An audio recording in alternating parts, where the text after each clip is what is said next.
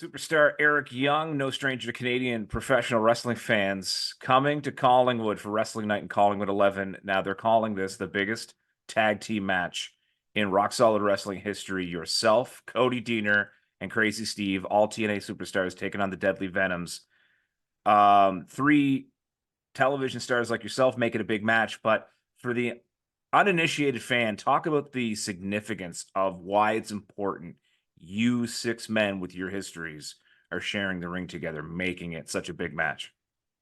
Yeah, Mark, or El Tornado, whatever you want to call him, he's probably the first person and first friend I met through the wrestling business. And we've known each other for 30 years. I trained Jake O'Reilly. There's tons of history here, which makes it cool and singular. You don't often get that kind of an opportunity or a chance to do a match your way, to do a match with that many talented people and do it on your home soil. So it's going to be something special, man. And I know that they got something really cool going there. We obviously still talk a lot and they share pictures and videos, and my schedule's just kind of never lined up with being able to come up to one. And it did. And I'm very excited to be there, man. I know that they got something very special. It'd be cool to be part of it. You mentioned the connection you've got with some of the men in this match, the six-man tag team main event in Collingwood. You might not say it, but others do. They consider Eric Young one of the godfathers of professional wrestling in Ontario. The ripple effect and the 6 degrees of separation that come from you in training some guys, in helping other guys, the fingerprints are all over it. When you reflect back, not just on your career, but you look at the roster of Rock Solid Wrestling and the state of the Ontario professional wrestling scene, and your fingerprints are all over it. Can you talk about how that feels and talk about what that means to you? Yeah, I mean, that's obviously a huge honor, whether it's true or not, but just the people to say it. I'm not paying you to say it. I probably would because it's amazing, but I'm certainly not paying you to say it. Yeah, and I don't take that kind of thing lightly. Like, pro wrestling is the first thing that I loved outside of my family. Before I fell in love with my wife or fell in love with other things, pro wrestling was the first thing that I loved completely and truly. And I don't even know if it was more obsessed than love, because pro wrestling really wasn't given back to me at that point. It was pretty one-sided, a little stalkerish maybe. But yeah, I mean, I love it. And there's something to be said about longevity, and been doing it as long as I've been doing it at a very high level. Also, I want, you know, not legacy. It's pro wrestling's too stupid for something like that. I mean, Hall of Fame this and Hall of Fame that. I don't think about those things, but I do want to leave it better than I found it, or at least try to make a difference along the way, make someone better at it, then they can make someone better at it. And it's this weird kind of circle of life, like someone taught me the right way, and now I've taught people the right way, and now those people are teaching people the right way. So it's the circle of life is very real and very powerful in pro wrestling, and to be part of that wheel is a massive honor for me. And Ontario has always been a hotbed. When I was there, it is still that way, of really, really talented pro wrestlers, independent television, however you want to break that down. The skill set is almost identical to what you have to do, whether you're on TV or you're not. And I can name probably 10 guys off the top of my head that should have a TV contract somewhere in the province of Ontario. So it's always been a hotbed for talent, a hotbed for pro wrestling. And I know that they said that the shows there for Rock Solid, the crowds are second to none. They're there for a good time. That sounds just like Canadian wrestling fans, and those are some of my favorite wrestling fans in the world. Well, you look at the roster of TNA wrestling right now and how many Ontario wrestlers make up that roster, like the three men mentioned this match, plus a whole slew of others. Um, it seems like there's something to that. It's not just a cliche, and it's not just something to say about your hometown. It's real. TNA Wrestling recently rebranded. It's a huge part of your journey. There in the early years, then Impact Wrestling, before your time in WWE, and now back in TNA. It's been quite the evolution for that company. that has all these Ontario wrestlers in it. So maybe speak a little bit about the state of TNA wrestling that you can see every week on television and how far it's come.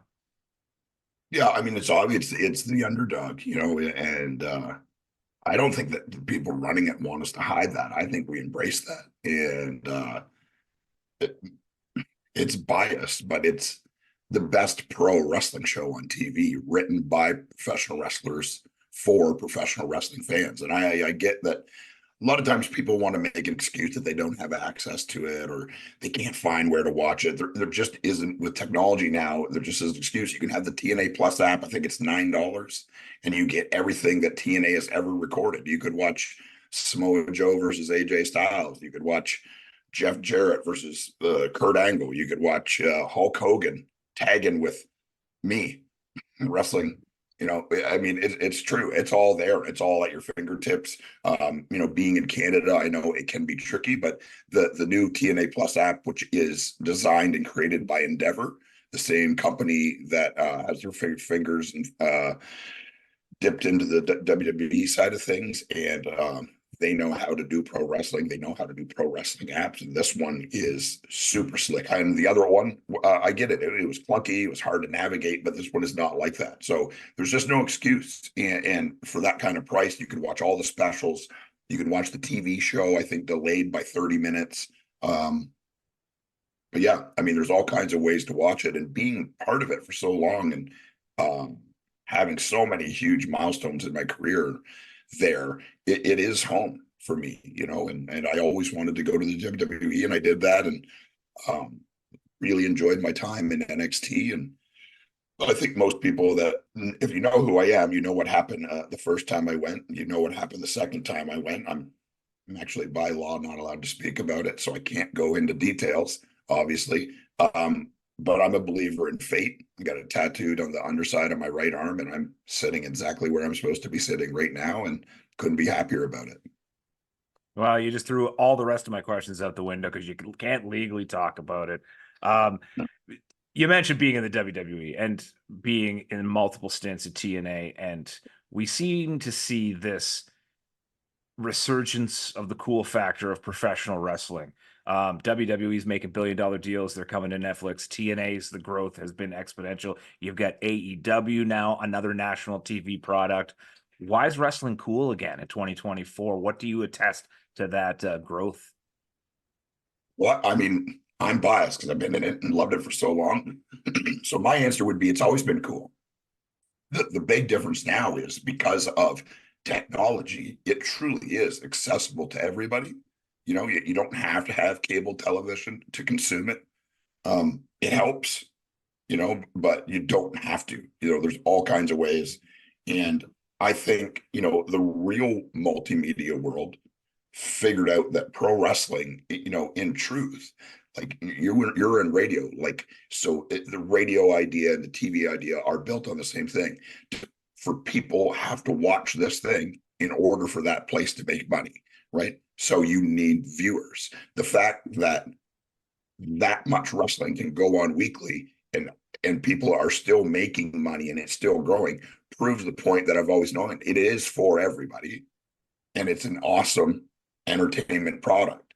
If you can get over, the fact of whatever your biases were before, and understand that it's a television program designed for you to watch it and have a good time, it's the best. It's the ultimate variety show. It's athletic. It's improv. It's acting.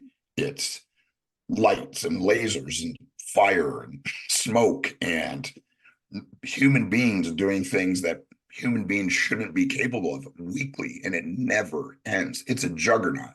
Name enough, like WWE Raw is the perfect example. It's been on TV for 50 years or whatever it is. Like it's insane. No one else does that. There's no other show that does that. There's no other entity that does that all year round. Not NFL, not NHL, not NBA, not Game of Thrones, not Sopranos, none of those. Those are our shows that are massive but exist in a vacuum, and then they go away for years. WWE, TNA, AEW, those are weekly programs being created, shot, produced, and put on television weekly. And if you know anything about video production or anything like that, it's a monstrous feat, and they've never missed 40 plus years. TNA now, I think we're coming up on 20 years. The wrestling show Impact Wrestling is coming up on its 20th anniversary. 20 years. You know, it's wild, man. And I mean, everyone found out what I think I knew. I think that you knew, wrestling fans knew, and there's a point of pride in that, saying like we knew, and now everyone knows. And it's certainly not like everybody's talking about it like it was in like the late 90s.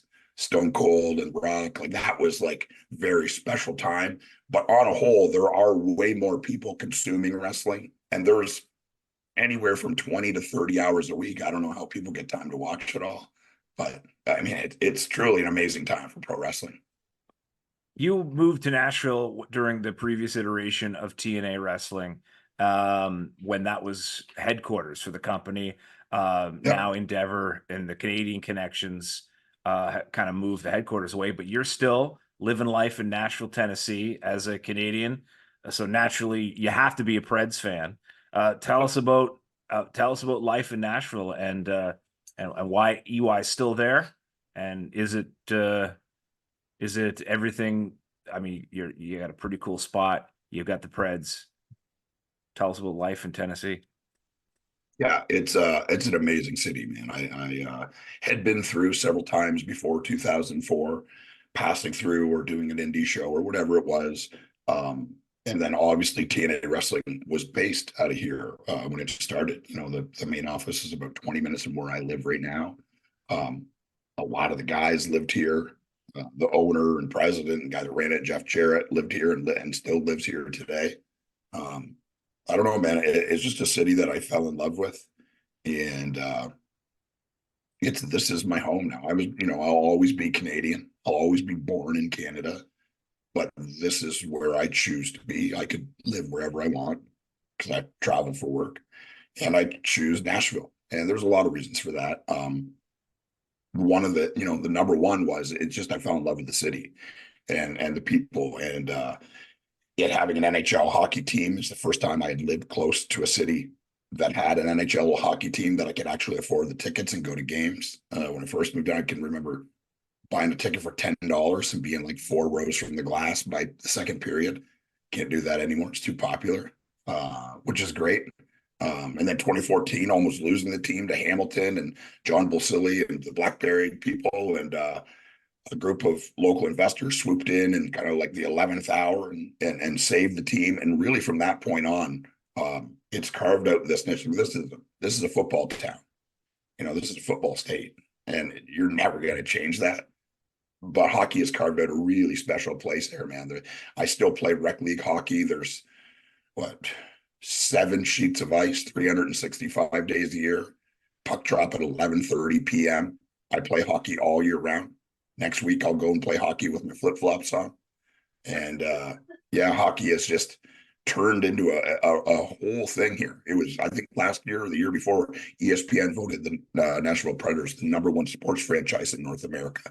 So that's right in my backyard. When you win a game and you pour out onto Broadway and Tootsie's is rocking and 20 other live music venues, people are hooting and hollering and having the best time. There's not many sports feelings like that, man. It's just a great location for an arena. The city embraces sports and the people that play them. Guys like Mike Fisher and Stu Grimson and Marty Erad and Ryan Smith and all these players that didn't even play here. Like they live here now because it's an amazing city, and which is cool to me. I get access to these guys, and I do charity golf things with them, and skeet shooting, and it's unreal. And yeah, I love living here, man. I absolutely love it. Yeah, a lot of ink's been spilled on how amazing the crowds are, the noise in that barn, and how Nashville's a rocking place and tough to play in as an away team. As a Habs fan, I embraced Nashville once PK got traded there. If my Habs didn't make the playoffs, Nashville was my team to root for. Unfortunately, didn't make the playoffs this year. What's going on with the team? Like, give us your armchair quarterback take on the Preds this year. Well, I mean, they did make the playoffs. They got beat in the first round. And Right. the truth is they're, I mean, they're light years ahead of where they should be. You know, if you're a hockey person, you understand that they traded away their 1 and 2 centers in Johansson and Duchesne. They traded away, other than Roman Yossi, their best defenseman in Matthias Ekholm, and they just Oilers just pushed past Vancouver last night, which is why I'm talking a little slow because I was up late watching the game. Um, but yeah, I mean, they've got a bunch of kids under the age of 22 playing full, full shifts, and guys playing 18 minutes that can barely buy a beer here in the United States. So this was not a rebuild, but I think more like a retool. And I don't think midway through the season that they thought they were going to make the playoffs, and they went on that unbelievable run. And Saros got crazy hot. Everyone was thinking that they're going to trade him away because they got Askarov and all this other stuff. But yeah, it's no one, me included, thought they'd make the playoffs, and they did. So to me, it's just a bonus. They're ahead of schedule. A bunch of really young players got to experience playoffs for the first time. They pushed Vancouver, like it's not like Vancouver walked over them. It was a pretty even series. And really, I mean, a couple bounces and a couple more shots one way, it could have went the other way. So yeah, it was cool to see. I've been so busy the last couple of months. I didn't get to go to any games, which I thought about quitting both my jobs so I wouldn't miss them, but that would be a bad move. My apologies. I'm living in Leafs country and they never get out of the first round. So we don't consider the first round actual I've been playoffs a around Leafs here. fan since birth, so I understand it. And people are like, "How do you just you don't even live near them anymore?" I've come too far. I can't come too far. If I've endured up to this point, I can endure anything as a Yeah. sports fan. So clearly you've got a hockey mind. So quickly, your prediction for who's going all the way and lifting Lord Stanley's Cup this year. Who's EY say is going to be the champ? Uh, so I think I do two brackets at the start of the playoffs. We like publicize them, so like they're out there, you can see them somewhere. But in my wishful thinking bracket, it was the Predators versus the Maple Leafs, and then I can't lose. Uh, so that's nowhere near happening. But in my other one, the one that I actually am doing for real, I think I have Dallas and New York in the finals, and almost 100% sure I have Florida, New York, Dallas, and Edmonton in the semifinals. So from this point on, basically, I could be right. Clearly, Eric Young knows his stuff. So what's your prediction for June 1st, Collingwood Wrestling Night in Collingwood 11, Team TNA versus the Deadly Venoms in your big six-man tag? How's that going to go down? Well, it's been a long time since I've lost on Canadian soil, so I don't think it's going to start in Collingwood. But the truth is like you're getting in that 6-man tag, you're getting a caliber of wrestler that could be wrestling anywhere in the world. And if you're in Collingwood and you're hearing my voice or you're seeing anything about this interview or anything that you put out, buy a ticket and go. And I don't imagine they're expensive. And if you are maybe you're just a person that happens to casually be listening to the radio in your car and you don't even really follow wrestling, buy a ticket and go. And if you don't like it, I promise you, you can reach out to me on Instagram or Twitter, and I will send you your money back personally.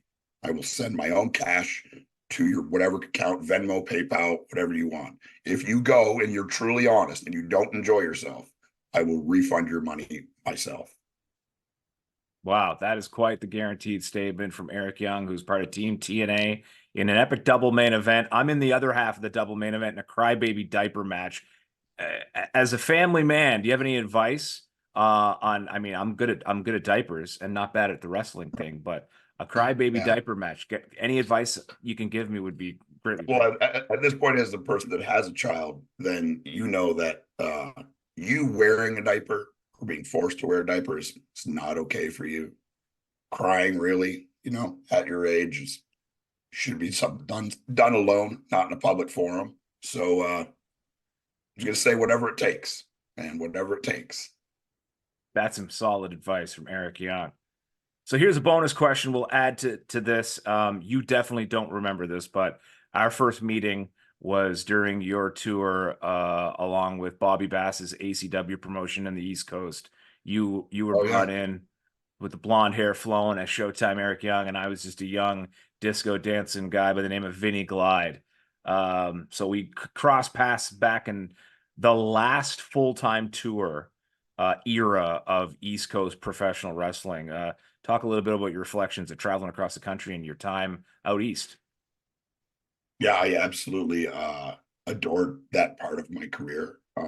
Like you said, it was like kind of like the death rattle of kind of being able to do it independently in Canada full time, you know, and living in a little hotel in Moncton with, I think we were 8 guys in one room, and we're so broke. And I just smile when I think about it, man, because I loved it so much. And even though the crowd started small, the talent on that show, and it just kind of built and built. And I can remember distinctly wrestling in Moncton. That was like kind of like the last, or the Saturday of every tour would end in Moncton. And the first Moncton show had like maybe 60 people at it. And then the last one, there was probably 350 people at it. I'm not good with numbers, but it was very full. It was very ruckus. And you felt like you were part of this team, like we're all individuals and doing our own thing, but that was very, very special point of my career. It was kind of like the last checkbox for me saying, can I do this physically night in and night out? Because as an independent wrestler, you have a show or two on the weekend, then you got a whole week to recover. Can I do this 5 or 6 days a week? Because that's what's required at the highest level. Like WWE people never go home, ever.